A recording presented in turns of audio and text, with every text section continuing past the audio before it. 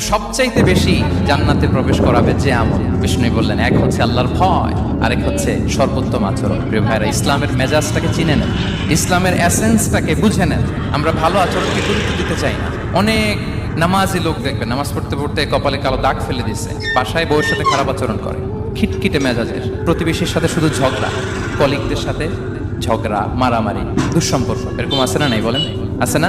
কিন্তু নামাজি, অনেক বড় হাজি, একদিনও কোরআন তেলাওয়াত মিস হয় না।